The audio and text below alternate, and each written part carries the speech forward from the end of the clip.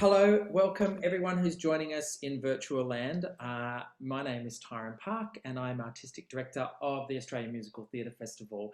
And I'm really delighted today to start these little interviews that we're going to do to give you a bit of a sense of what it's like to come and learn and perform at the festival with many of our special guests. And today is a very special guest. That I very much look forward to welcoming. Just before I do, I wanted to acknowledge the traditional owners of the land which I am currently on, the Boomerang and Wurundjeri people of the Eastern Kulin Nation, and of course to all the traditional owners of the land in Lutruwita where the festival takes place. It's always a moment for me to just ground myself in a way to remember that for many thousands of years, people have sung their songs and danced their dances and told their stories on these lands, and we're very privileged to continue doing that. So today I'm so excited because my friend and guest and headliner for the festival in 2022 is the wonderful Philip Quest. Oh, hello, Tyron. Thank you. Headliner. Yeah, well, that's a new title, and I'm proud to say that at the moment I'm speaking from Gadigal land, and I'm also proud and honoured that I started my storytelling life in Gamilaroi country, which is one of the biggest areas in New South Wales and spreads right up to Queensland. And I'm proud that I was actually really aware of it at a very young age. So I'm sort of, it's wonderful that we have acknowledgement before we start. It is very grounding.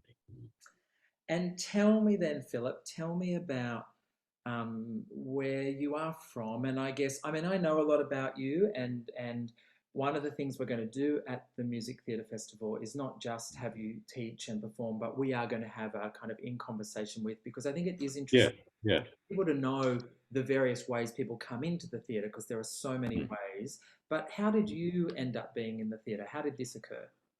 Well, it's strange, Tyra, because I'm directing Macbeth with the second year NIDA students at the moment. It's amazing how much I tell them about my life because it's quite strange. I grew up on a farm. It was a turkey farm and a mixed farm, really, because we had sheep and I had a dog. I shot foxes to put myself through first year university. I got $40 a skin.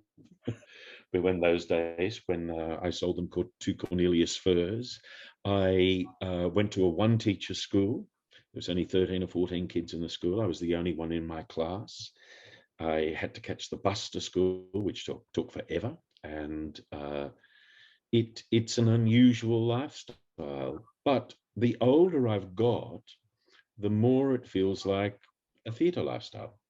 Hmm. I know that sounds a bit strange because I just remember the sense of community on the land. You know, there'd be a bushfire, all the community would come together, rather like the circus. And there was something really wonderful about working with your hands and coming together at the end of the night and having your evening meal. And why I tell the stories to the kids now is because it's really important for young people now, when they study as actors, they're often challenged by, dare I say, walking and talking at the same time. Because, Uh, it's hard to do. And you know this because we're not physical in the same way. And acting is very, very, very physical. When you get on a film set, there's props everywhere. You've got to deal with things.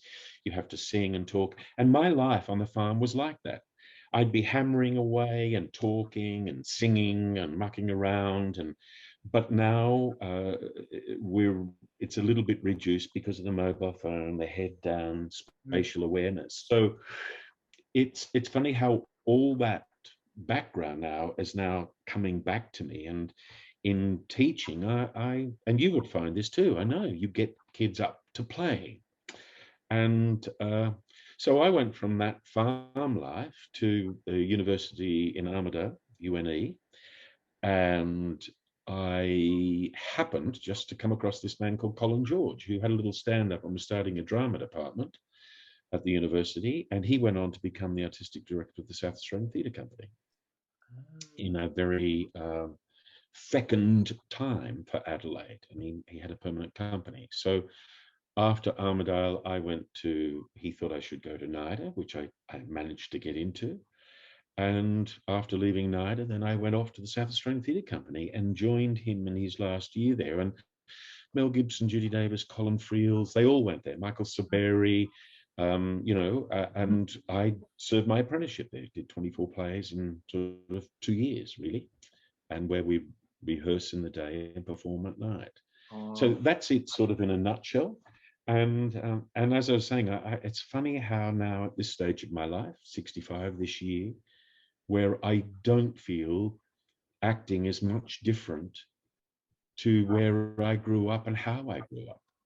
And the traditional landowners, really. You work, you hunt, you dig, you play, you sing, it's become integrated, my life. And I'm putting more of that into my teaching practices now. Yeah. Does that make sense to you?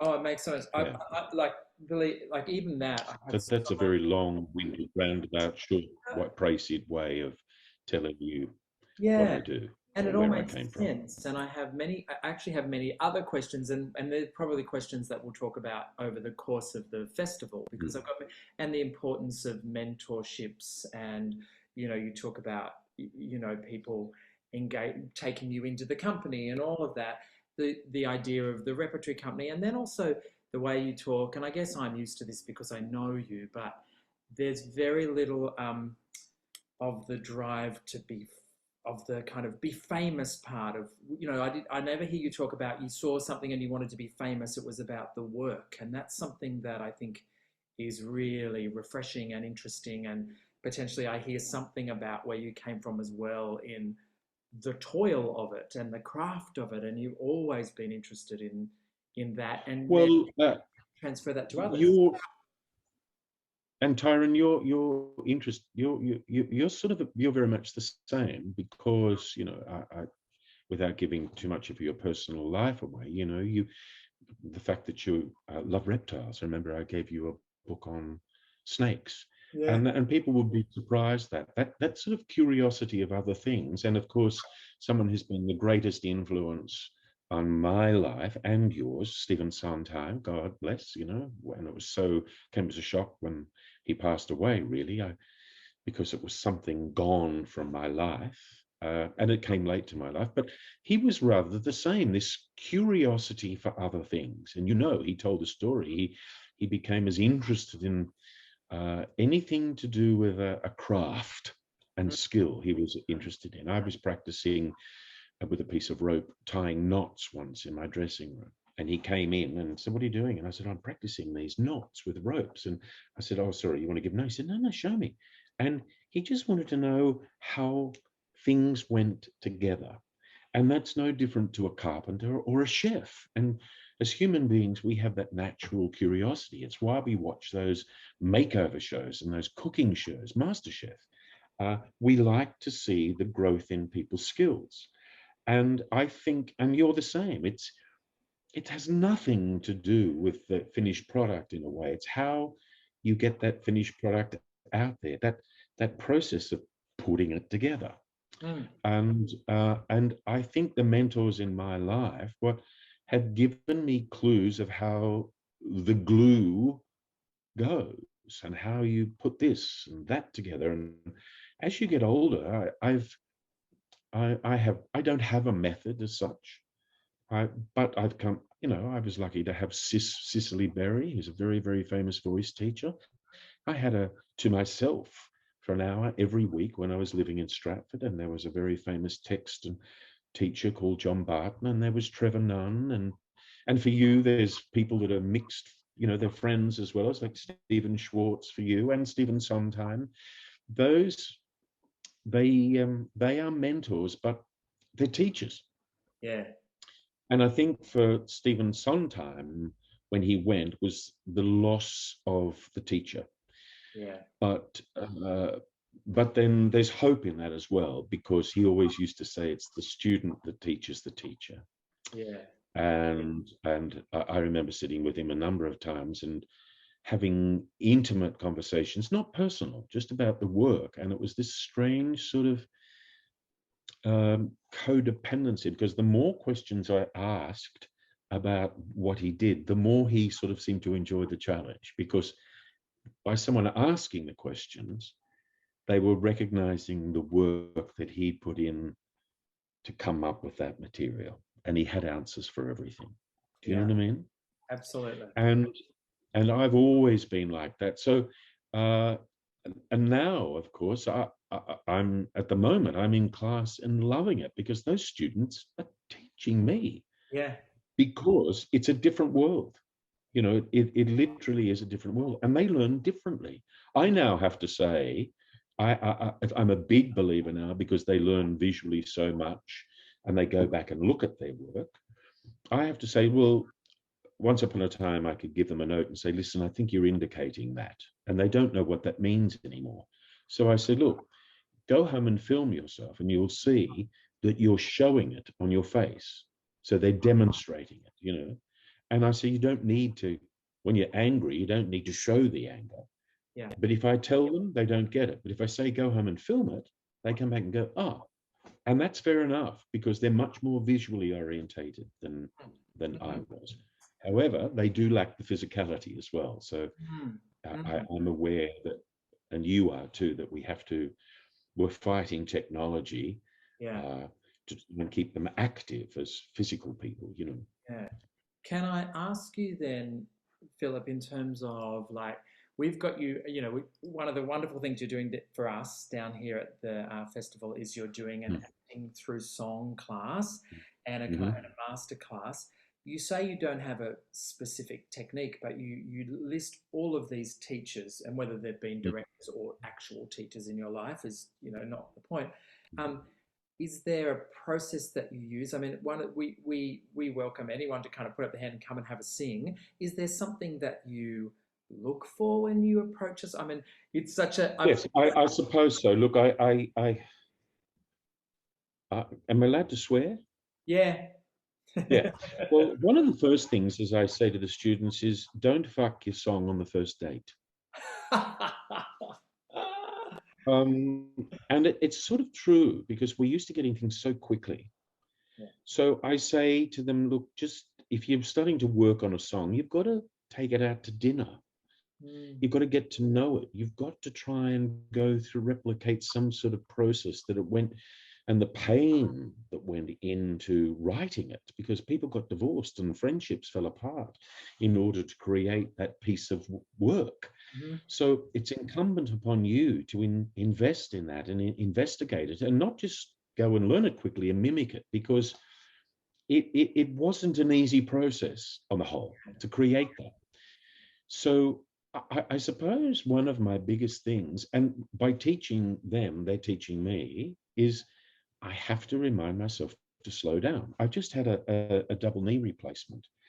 And my way of working is to say, well, the more work I put into healing it, the quicker I'll get better. And that's not the case. In fact, I've got to work slowly and with efficiency and be patient, and let that heal and come together in a holistic way. So in a way, one of the first things I do is to tell students, just go, whoa, whoa, whoa, Mm, mm, slow down. yeah. And it's hard to tell them that, because um, you're dealing with the biggest hindrance we have as teachers, and that's fear. Mm, yeah. And how we take fear away from a student, because it's hard to get up and sing in front of everyone, because Of you're course. going to be judged. So Yeah. you've just got to say, "Hey, it's okay. Just let's take fear right away from it, right? Just it's okay." Because when we see people that are good, we really don't know how much effort they've put into it in order to be good. Mm. Also, a lot of the great stars we admire pay people to help to do a lot of the work for them. You know, most of those film stars don't do it on their own. Yeah. It's a lonely job for most of us, Yeah. as you know. Yeah. We've got to just, learn slow in order to act fast. I say learn slow, act fast. But they have people, uh, they have acting coaches, they have people following them around, running lines for them all the time. They have gym coaches, and there we are as these poor little sort of, and I've never had a personal coach or singing coach or that follows me around. You remind them of those things and say, it's not what you think it is. Yeah. And I suppose if I'm doing a masterclass, the first thing you say, whoa, whoa, whoa, it's okay. I'm one of you. We're all in this together. Let's acknowledge that we're afraid, and let's come together in the same room, and no one be judgmental, because I want you to learn heuristically. And in order, that means you've got to learn by experience and make mistakes. And you know quite well that getting it wrong is the best way to get it right. And I know that's such a cliched thing, but it's so hard to get students now to be wrong and not be embarrassed by being wrong. And the braver you can be, and that's what kids did in the playground. All those years I did play school for 17 years. It's the thing you learn is that, in order to go on the monkey bars and swing upside down, you're going to fall. Yeah.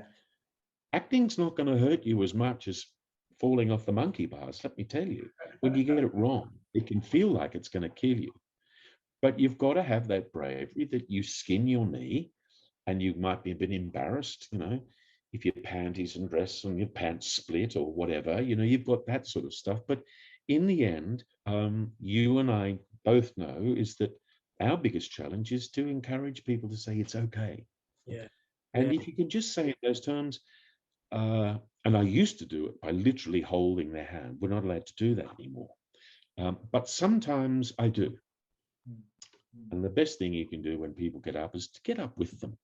Because if I sit back like that, but just get up and be with them, stand next to them like your parents did when they helped you ride a bike, Philip, it's so fantastic. Like, I think in terms of, it's part of the reason why, when you find someone who has the kind of career that you have as a performer, and we'll talk about that in a sec briefly, but then to know that is the space that you set up and the space to trust and to play.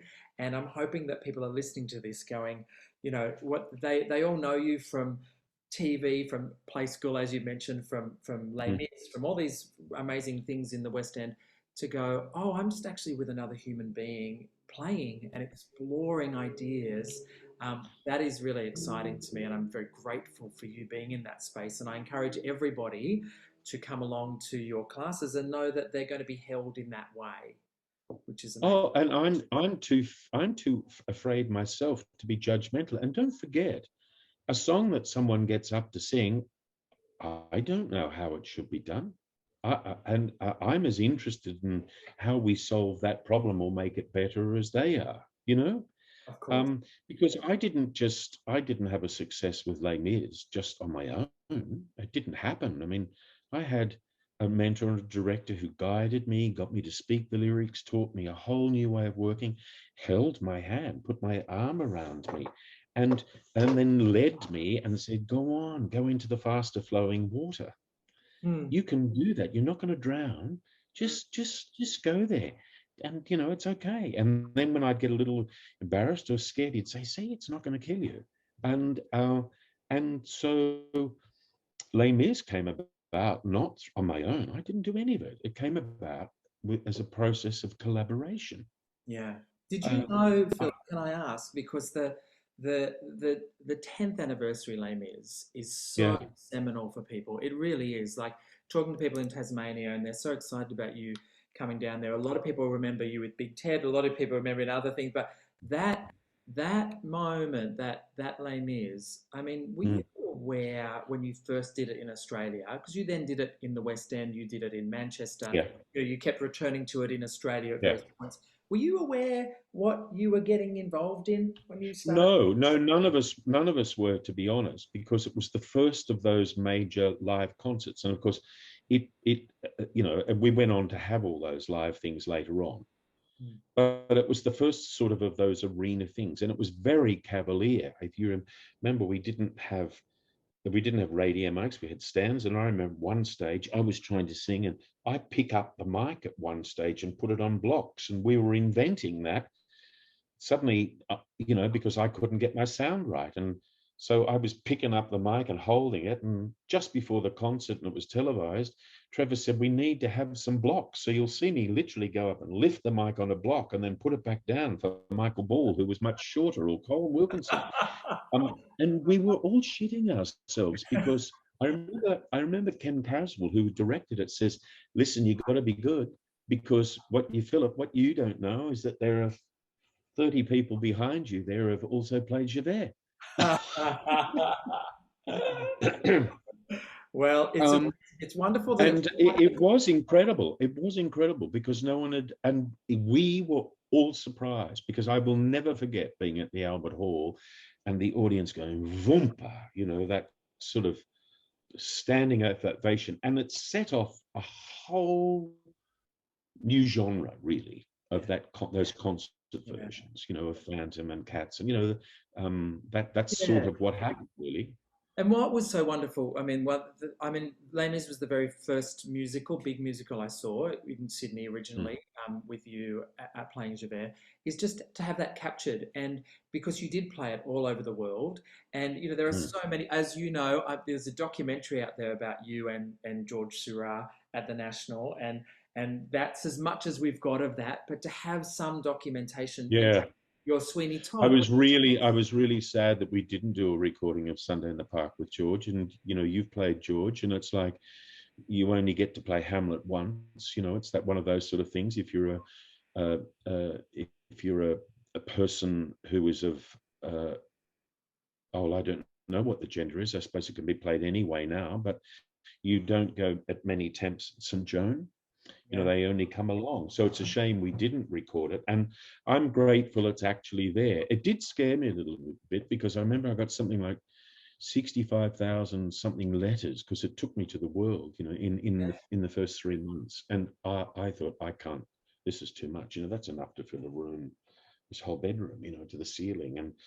And people came out of the woodwork from all over the world. And I started trying to write them, but it became impossible. So I withdrew for a few years, because I thought, oh, Jesus, this is pretty scary. Mm, mm. Uh, but I'm still aware that it's funny how even young people now, when they look at it, and you and I both know Les Mis is not a great musical Mm, as mm, such. mm. You have to work at it as an actor to make it really work. And it can also, if it's done badly, just become very ordinary. Yeah. You know, you have to really, really, really work hard at not making it cliched, and in my case, um, not playing victim or anger or generalized Yeah. behavior. Yeah. So you've got to do the research. But it did change my life, really. It And I changed my life. do, at the festival, I know people are going to want to hear about Javert and about that. And Yeah. I love that, as Mm. well as I have to say, all of the, like so many roles that people haven't. I mean, I've been so lucky. I saw you in La Cage. I saw you in Follies. Oh, right. I saw you in Evita. I didn't get to see South Pacific. I've seen the film of Sweeney Mm, Todd. There are so many roles and so many mm, great mm, moments. And I just wanted to quickly, before I lose you, find out about the mhm. moments that we have you for at the festival, starting with your own show. And congratulations, you just Well, won the Sydney Theatre Critics Award for your show. thank you. Thank So you. Yes, and tell I me couldn't have about done it that. without Anne-Marie MacDonald, I Yeah, have to Marie. say. Yeah. And Anne-Marie's coming, and we're going to do a version of it. We're going to Brisbane in a couple of weeks to do it up there, and I'm hoping I'll be able to do it without walking sticks and crutches because of my new knees. So they're having an outing. And the last time I did the show at the Sydney Festival, of course, I did it with a walking stick Yeah. 4 days before I had a hip replacement, and 4 days after my dad died. So, and the day before his funeral. So it's an emotional show. It means a lot to me.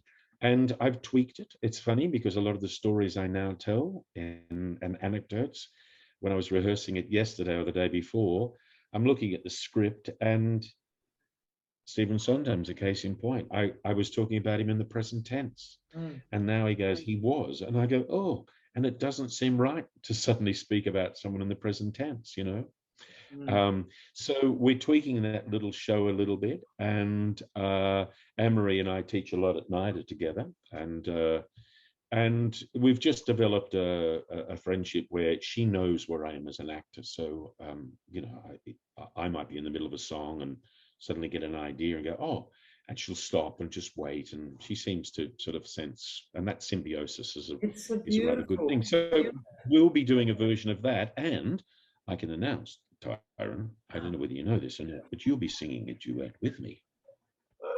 Which I'm still completely like 9-year-old Tyron who, like, who No, you're not. watched you on stage. I'm like, how is that going to work? But that's down the track. But I'm very honoured and Yes, you are. You are. You'll be singing something with me as a surprise guest that's now not so surprise. delighted. Um, Yeah.